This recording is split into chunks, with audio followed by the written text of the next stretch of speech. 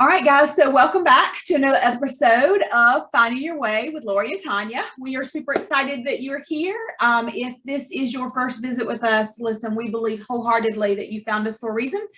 And if this is not your first time and you're a return listener, we really thank you for being back with us. And we hope that you get something out of today's episode and that you like, share, and subscribe. And if you think somebody would enjoy it, share it with others. So today we've kind of been talking about our journey for where we are, where we were, where we are now, where we want to be, and a lot of things that we did to kind of get here and that we continue to do so that we can be there.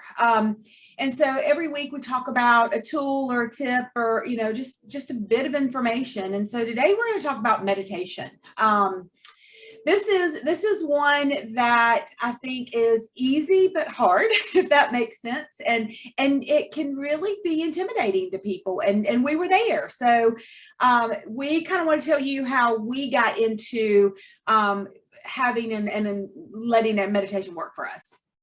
Yeah, and do you remember at the first retreat, there was a lady there with us that when we went and did like a group meditation, we were all together and we were doing the group meditation, that she really got upset. She was so frustrated because she was a busy mom. I think she's got 2 or 3 kids, very, very busy lifestyle. And that was the first time anybody had ever sort of given her that space to meditate and to prompt her to do that. And she couldn't shut her mind off. Do you remember that? I do. And yep. So I'd say, you and I have been there too. We weren't at that particular retreat. We were able to, do it enough to sort of understand what they were talking about. But I think there's a lot of people that start or they put off meditating because that's how they feel. They get really frustrated because when they try to sit down and meditate, because everybody's talking about it and it's the cool thing to do, right? And you try to do it and you feel like a failure at it, like you're unsuccessful because you can't turn your mind off. And so if that's where you're starting, and Tanya and I both have had bouts of that in our journey, a good thing to think about is just try, give it a go. Try to shut your mind off. But as those thoughts come up, you can just sort of watch them go by. Don't grab onto them and go down the rabbit hole and spin out of control, but just sort of watch it's fine to have thoughts while you're meditating. You're trying to turn your brain off. That's what you're trying to do, to get still and quiet. But it's hard initially if you're not in the habit of doing this or have never tried it before. Right. And that's exactly where I was in the beginning. And I actually had started trying to meditate even before that retreat that really kind of gave us this jump start. I had tried it a couple of years before that.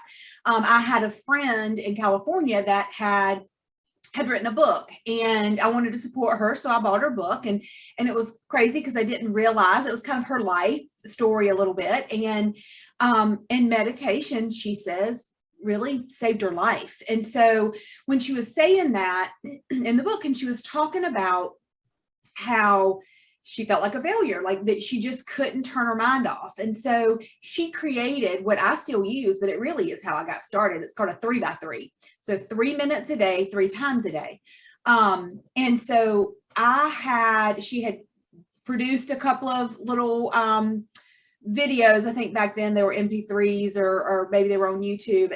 And so I would literally sit for 3 minutes and it's about all I could tolerate. And it took me years to get past 3 minutes, literally years. But those 3 minutes, once I kind of got into a schedule and a routine of doing it, it was a game changer for me. As a busy mom, like we were talking about our friend at the retreat, as a busy mom, there were days when I couldn't turn my brain off. I couldn't. I didn't have a quiet space. We always talk about when you meditate, you want to be in a quiet space. Well, my meditation space was my car. So I literally would sit in my car before I walked in the door at work and take those 3 minutes. And then at lunch, sometimes I'd do it at my desk, but sometimes I'd go back to my car And then when I got home, depending on at the end of the day, sometimes I do it before I got out of my car if I didn't have my kids with me. And then sometimes I'd go sit in my closet. I have a walk-in closet, and I literally would go hide in my closet for 3 minutes and do my meditation. And Lori's right. I mean, the thoughts are going to come.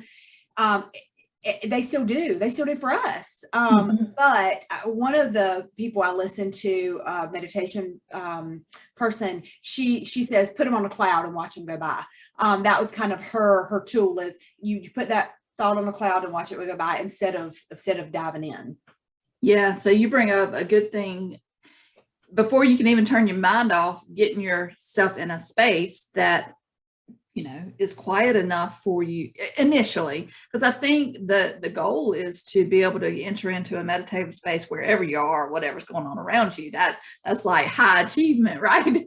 But when you're just beginning, it is, needing to have little distraction, less distraction, because your mind's already distracting you with all the different things, the grocery list and oh my gosh, my calendar, and I've got to do this tomorrow, and I've got to pick this up, and those kind of things. And so to lessen the distractions is a good rule of thumb, whatever that looks like for you. And then for me, that guided meditation initially was what I needed, because I didn't know what I was supposed to be doing, just being quiet. Like, okay, well, I'm just sitting here being quiet, and I didn't understand quite what I was trying to achieve with that. And so I think the guided meditations gave me something to focus on. So a guided meditation, like Tonya was talking about, a 3x3, there's all kinds out there. I use Insight Timer, and it's got all kind of meditation teachers from across the world that have uploaded ones that you can just listen to, and you can choose how long it is, and maybe a focus area for it and that kind of thing. So we'll put that in the show notes, because this is an awesome app. But just something that resonates with you, like a voice that resonates with you, the way someone is leading you through that meditation. If you can find one or two that work for you, and those are sort of your go-tos initially, that really helped me to have something to sort of guide me through the meditative process and bring me out of it. Yes. And that's how I trained myself. And even now, so I use Insight Timer a lot as well. And there's some great apps. Calm is a great app. Headspace is a good one. Omvana is actually, my friend Dina has some of hers are on Omvana. But I'll get on Insight Timer, and even now, so I've got a couple that I save in my favorites that I've just learned do really well for me. Their voice, the time, and I'll listen to those even now, sometimes over and over and over. I'll go a month and be on the track where I've only listened to this one person or this one certain meditation. Because the goal, again, is just to quieten your mind and to kind of reset. But I will say that I do get on there sometimes and we'll start one and go, oh, this isn't working. Like, this person is not for me. And just turn it off and try a different one. So again, I mean, even though we've been doing this for years, I still go through a cycle where somebody doesn't resonate with me. It's their voice, it's the background music, it is, whatever. But if I find one or two that work, I'll stick to them. And then if I've even gotten better. So I definitely need the guided meditation most of the time. But I've gotten better. Sometimes in the mornings when I get up, before I get out of bed, I'll lay there and kind of meditate, where I'm visualizing. So I'll stand there and I'll visualize myself hugging a tree, which I know sounds silly, but and I'll kind of start washing away, like the tree grounds me and takes everything that I don't need for that day away. And then I will stand and kind of watch the light come through, and then I'll kind of fill myself up with the good stuff. And I do that for about 7 or 8 minutes every morning. And that's kind of how I start my day with that meditation. Yeah. And you and I both have also used that same strategy in the shower. So you get up, you're going to take a shower every morning anyway. You're standing in the stream of water, and it's just envisioning that the water is washing away all of your worries and stresses and things that you can't control that just aren't serving you. And almost after you've done that and let it wash all the way down the drain, then imagining that the water is that bright white light or a golden light or whatever color speaks to you. And it's just sort of filling all of your cells up with goodness and light and love and that good feeling of abundance and joy.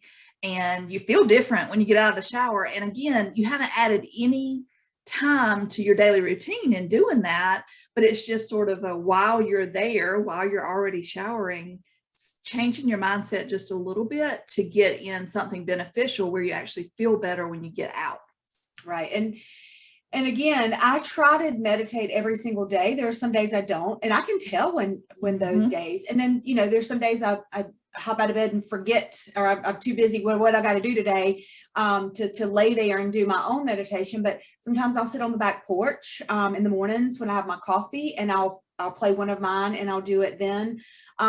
A lot of times, I used to sit in the Starbucks parking lot and journal before work, and I would meditate in my car.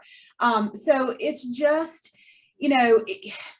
we can make excuses, but we can 3 minutes. Now mine has expanded to way more than 3 minutes. I can do, and we love the Oprah, Deepak, Chopra, the 21 day. Yes. The 21 day challenges where they're about 20 minutes long. And for some reason, those always resonate with me. I don't know if it's his voice. Yeah. I love her. She starts off and she kind of talks to you about why we're even doing this. And that to me is a game changer too. That really helps for me to kind of get me ready. But all of theirs, I've always had really good success with. But not early on. It is definitely one that I had to work up to because they're about 20 minutes long. But when you're done, you're like, wow, that was great. And it didn't feel like 20 minutes.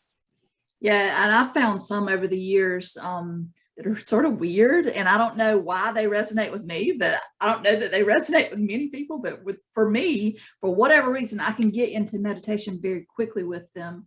And one is this guy, Doughty on YouTube. And so I can drop that in the show notes. It might not be your cup of tea, but it for some reason works for me. And he actually takes you where you're actually meeting your soul, like meeting your higher self in the meditation, and almost this theory that you already have all the answers within you and it's just tapping into them. So like you almost have a conversation with yourself in the meditation to get clear on how you really feel about something, or what the true answer for yourself is for a question that's on your mind. So that one always works for me. And then Marisa does something called rapid transformational therapy, and it's almost like a hypnotic meditation. And for whatever reason, those work for me too. And she's got them on different topics and things like that. But those are almost like thinking about something that's bothering you, and then it's like digging deep to figure out why is that bothering you, where's that shown up other times in your life, and it's almost like an investigative type meditation. Kind of getting to the root of it. Yeah. So, and those again are a little bit longer, and I would never have been able to start with those. I just would not have been able to do that. But as the years go by and continue to meditate, and like Tanya said, if I ever fall off the wagon and don't meditate on a daily basis, I feel it. And I went down that road not too far in the past, where one day at work, I was sitting there, it's like halfway through the work day, and I was like, oh my gosh, why do I feel so anxious about this? And why do I feel so like scattered and just not myself? I'm like, you haven't been meditating every morning, Lori. And so I stopped right there in the work day and took my lunch break and found a meditation and did it until I could get back to feeling like I was in alignment with myself. Right.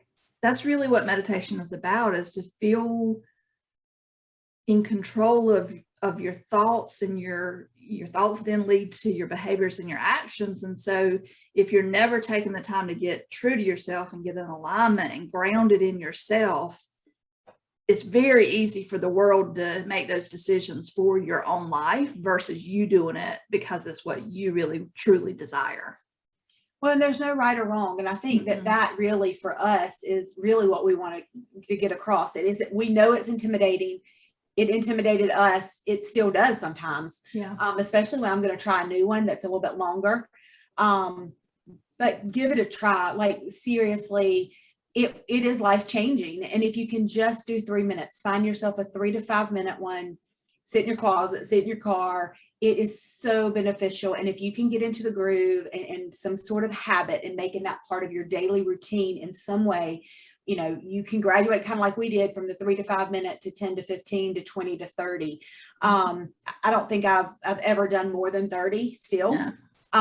But I will say the difference and the transformation it'll make is huge, but it's intimidating. We know, we were there. But you can do it. And we promise this is one of those things where we were there, and it just took a lot of practice, but it has been a game changer. Mm-hmm. And I'd say now I can even get into almost the same meditative state doing normal things. So like if I'm walking on the beach and, you know, looking out over the ocean and listening to the waves, I can almost, because I practice so much daily, I can almost figure out how to turn my mind off where I'm actually in the moment, enjoying the moment. We hear about people taking meditative walks. You know, you don't have to be sitting on a yoga cushion, you know, in some glitzy room or anything. It is what it is. Laying in your bed in the morning or right before you go to bed at night, it's making it work for you, because there isn't a right or wrong. It's just a tool, just like all the other things that we have. It's just one of these tools that has really impacted us to the point where we are taking time to do it every day, because it makes that big of a difference for us. It really does. Yeah. So Tonya has convinced me that we need to, in this podcast, also just lead y'all through a little meditation. And she has assigned this to me. She did not volunteer to do it herself. She's assigned it to me. She's so good at it. So we're going to do just about 3 minutes. Lori's going to do about 3 minutes. So if you're driving, put it on hold, wait till you get to somewhere where you're parked.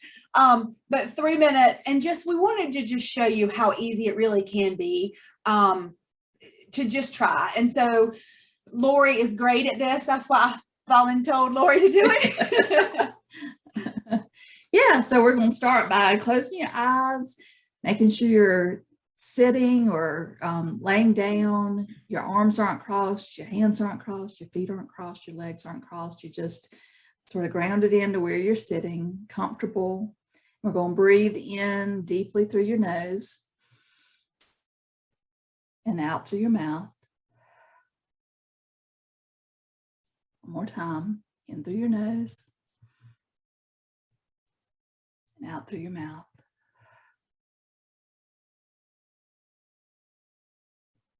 And now you can feel and see a bright light above your head, right above the crown of your head. And you see it's shining like a spotlight on you. And that light is now seeping down into the crown of your head, through your scalp,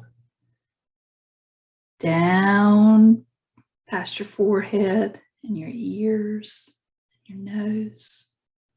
And that light's just shining through all the cells of your body, down past your mouth and your throat, down into your shoulders and arms, your chest.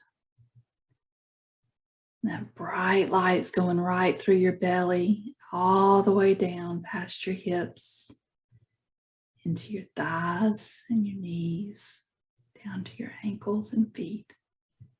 And that bright light's going down through the floor, the ground, all the way down to the center of the earth, and connecting with the deep roots of the earth. And while it's there, it's getting recharged, and now it's coming back up through your feet, cleansed light with no stress, no worry, no fear. All it is love and joy and abundance. It's coming right back up through your feet, up through your ankles, your knees. It's warm, and it feels like honey flowing up through your thighs and your hips and your stomach, all through your chest and arms and your shoulders. Like warm honey just oozing up through your throat and your mouth and your ears and nose and forehead and all over your crown. And it just feels like you're enveloped in warm honey, and it's a great feeling. It feels just like pure love. And as you look up, that bright light, has sort of a golden yellow hue, goes back up through your crown, up to the sun, and connects back to the sun. And we're going to breathe in, breathe out. One more time, breathe in, breathe out. And open your eyes. Okay, so if you did that with us, I completely, and you can probably even tell from the tones of our voices, just completely makes you calm and at ease and at peace. It really is that simple. And that's a great one to start with because it kind of gave you something to do for the whole process. So you didn't really have time to think about other things. But when you can do something that simple and you start doing that every day, congratulate. And you can find these, like I said, there's tons of great apps, but that it's that easy.